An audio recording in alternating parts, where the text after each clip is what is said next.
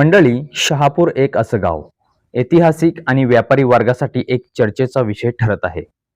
आपल्या शहरात, आपल्या गावात अनेक गल्ल्या असतात आणि या गल्ल्यांची नावं गमतीशीर असतात. असे शहापूर तालुक्यातील एक अशी गल्ली की जिचं नाव मिरची गल्ली आहे, हे देखील एक चर्चेचा विषय ठरत आहे.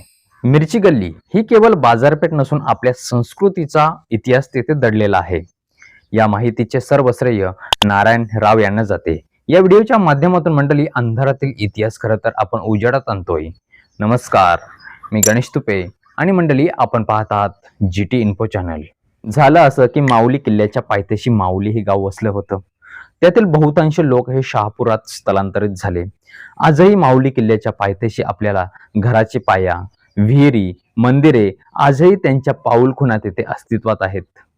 माहुलीवरून शहापूरला येण्याचं मुख्य कारण असं होतं की सन 1818 मध्ये पेशवाईचा अंत झाला. त्यामुळे माहुली किल्ल्याचे महत्त्व कमी झाले. त्यानंतर इंग्रजांनी माहुली येथील रहिवाशांना शहापूर येथे जागा वाटप केल्या. त्यानंतर ब्राह्मण आली, सोनार आली, कासार आली या आल्यांची निर्मिती झाली. आणि मुख्य कारण असं मंडळी की शहाजी राजांच्या नावावरून शहापूर शहरात शहापूर हे नाव पडलं असं इतिहासकारांचं म्हणणं आहे. जुन्या काली वाहतुकीसाठी असलेला मार्ग हा थेट माऊलीच्या खिंडीतून तानसा मार्गे कसारा घाटाकडे जात होता. त्यानंतर हा रस्ता काळाबाहेर होऊन नवीन रस्त्याची निर्मिती झाली. मंडळी, शहापूर गावाची निर्मिती झाल्यानंतर आसनगाववरून वन विभाग कार्यालयाच्या बाजूने भारंगी नदीतून हा रस्ता थेट शहापूरमध्ये येत होता. त्यानंतर हाच रस्ता थेट नाशिककडे जाण्यासाठी या रस्त्याने वळण घेतलं. पहिलेच याच रस्त्याने घोडागाडी, बैलगाडी हे प्रवास करत असे. भारंगी नदीवर पूल नसल्याने पावसाळ्यामध्ये हा रस्ता पूर्णपणे बंद असे. त्यानंतर शहापूरमध्ये लोकवस्ती वसल्याने मध्य रेल्वेचे आसनगाव स्टेशन झाले. लगेचच तानसा डॅमचे काम सुरू झाल्याने शहापूरमध्ये व्यापार वाढला. व्यापारासाठी जैन, वाणी, पटेल, वैश्यवाणी, बोहरी, गुजराती, मारवाडी, लोलना, पारधी, मराठा हा कुटुंब व्यापारासाठी शहापूरमध्ये उतरले. हे सर्व कुटुंब उद्योगधंद्यासाठी शहापूरमध्ये आले आणि मिरची गल्लीमध्ये त्यांनी किराणा व इतर उद्योगधंदा सुरू केला. शहापूर शहरात एवढी मोठी बाजारपेठ निर्माण झाल्याने आजूबाजूच्या गावकऱ्यांनी मोठा त्यांना प्रतिसाद दिला. वाहतुकीसाठी त्यावेळी इतर काही साधने नव्हती, म्हणून शेतकरी वर्ग हा आगोटी सामान खरेदी करण्यासाठी एकदम शहापूरमध्ये येत असे. त्यात मसाला हे मुख्य वस्तू होती.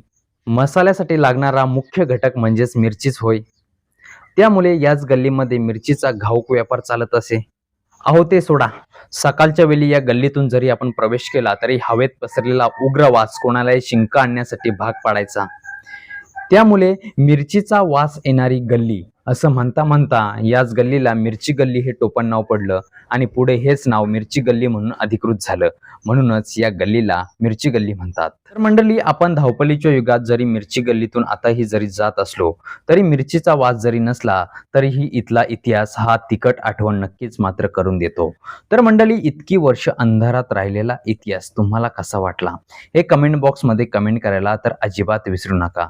आणि अशाच नवनवीन माहितीपूर्ण व्हिडिओ पाहण्यासाठी GT इन्फो चॅनलला सबस्क्राईब करून ठेवा. चला तर मंडळी, आज घेऊया निरोप. जय हिंद, जय महाराष्ट्र. भेटूया एका नवीन व्हिडिओ सोबत. धन्यवाद.